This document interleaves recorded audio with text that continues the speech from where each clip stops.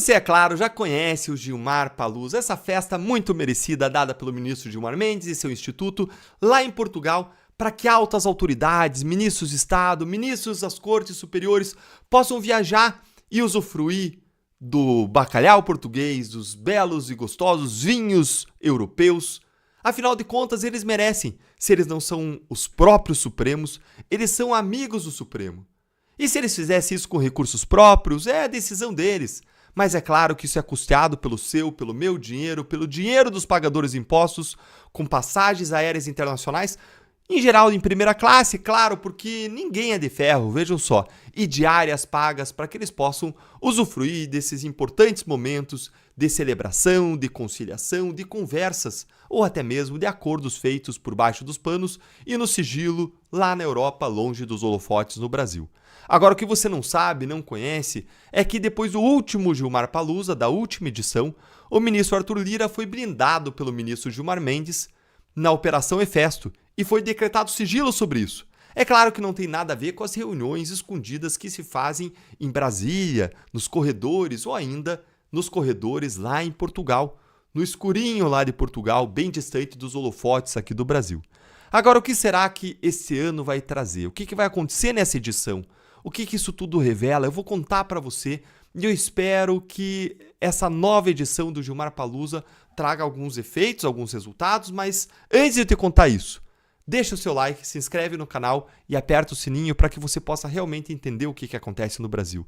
Você não perca os nossos conteúdos e análises e a gente possa, mais do que entender, lutar juntos por um Brasil melhor, sem corrupção, sem orgia com dinheiro público. Dá uma olhadinha aqui em quem vai estar lá nessa imagem.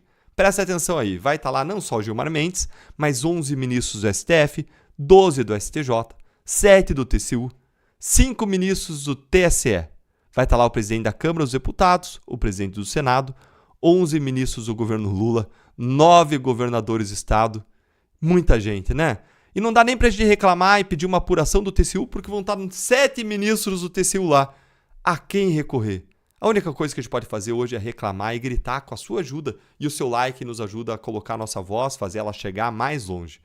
Começou agora, nessa semana, no dia 26 de junho de 2024, essa nova edição do 12º Fórum Jurídico de Lisboa, como é conhecido formalmente esse evento anual organizado pelo Instituto Brasileiro de Ensino, Desenvolvimento e Pesquisa, conhecido pela sigla IDP, fundado pelo ministro do Supremo Tribunal Federal, Gilmar Mendes.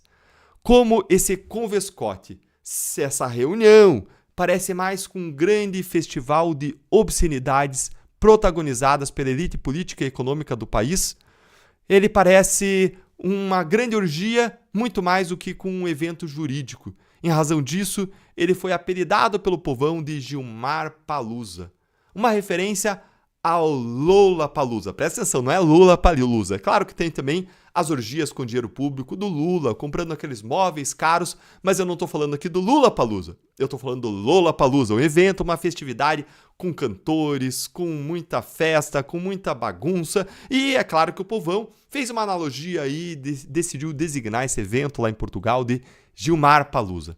5 ministros do STF já confirmaram presença. Barroso, Moraes, Zanin, Toffoli, Dino, mas segundo indica ali a própria imagem já publicada, tudo indica que vai estar todo mundo lá. Estarão lá também o governador de São Paulo, Tarcísio de Freitas, o de Goiás, Ronaldo Caiado. Vários ministros do governo Lula também agraciarão as terras lusitanas com a sua presença. Além dos senadores e deputados, dentre eles o presidente da Câmara, Arthur Lira, uma figurinha carimbada do Gilmar Palusa. E no ano passado, Lira aproveitava o festival gilmarista e, enquanto isso, a Polícia Federal enviou ao Supremo uma investigação criminal que envolvia o próprio Lira, na Operação Hefesto. Suspeitava-se que mais de 8 milhões de reais teriam sido desviados entre 2019 e 2022 na compra de kits de robótica para mais de 40 municípios de Alagoas.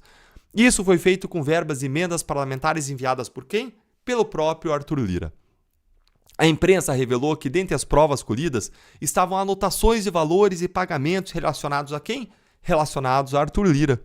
No fim das contas, o Gilmar Palusa do ano passado trouxe muito mais alegrias para Lira do que a de comer um bacalhau à portuguesa ao lado da companhia ilustre de Gilmar Mendes, ou mesmo de desfrutar um bom vinho do Porto durante conversas de bastidores.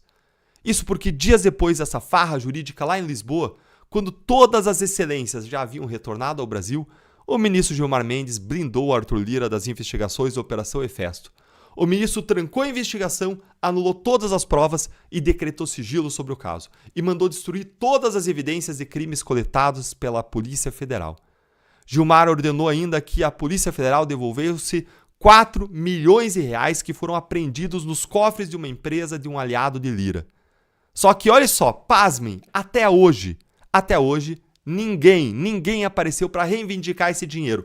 4 milhões de reais. Vai lá, talvez você queira ir lá e pedir os 4 milhões porque estão sobrando. Ninguém foi lá pedir.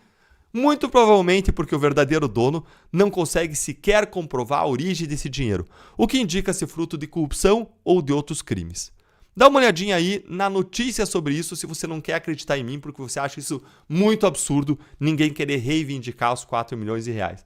Olha lá, na coluna da Malu Gaspar, dinheiro esquecido. A Polícia Federal não sabe o que fazer com a fortuna apreendida com o aliado do Lira, porque, afinal de contas, o ministro Gilmar mandou derrubar tudo a investigação, não dá mais para processar, não dá mais para confiscar, e o dinheiro tá lá, parado, sem ter o que fazer. É um pouco parecido com a Lava Jato, né? Depois de derrubar todas as condenações, vai fazer o que com o dinheiro? Talvez tenha que devolver para as pessoas que confessaram os crimes, afinal de contas, está sendo tudo anulado.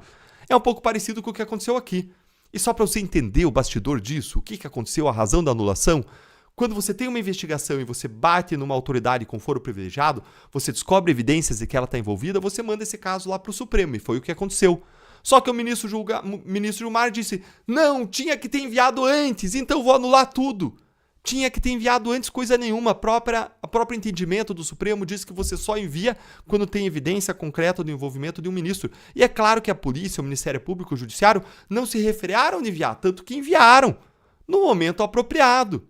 Só que aí, é claro que sempre dá para dizer, né? Ah, dava para ter enviado um pouco antes, eu discordo, e aí derrubar tudo e anular tudo. E é pura coincidência que isso aconteceu depois do Gilmar Palusa no ano passado, quando teve todas as reuniões lá no exterior. É muita coincidência também que o Arthur Lira está engavetando aquela emenda à Constituição que restringe os poderes do Supremo. É muita coincidência também que Arthur Lira está engavetando a CPI que coletou assinaturas para investigar os abusos de autoridade praticados pelos ministros do Supremo.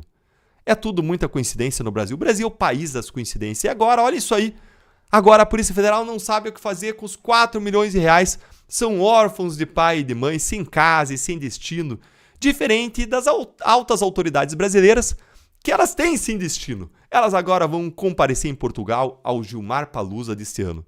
Elas têm um destino certo. Contudo, sabe-se lá com quem que os ministros vão se encontrar lá nos corredores da festa gilmarista. Na última edição, os encontros incluíram empresários enrolados na justiça por corrupção. Sabe-se lá quais acordos vão ser firmados, selados ou abençoados pelos deuses do Olimpo lá presentes.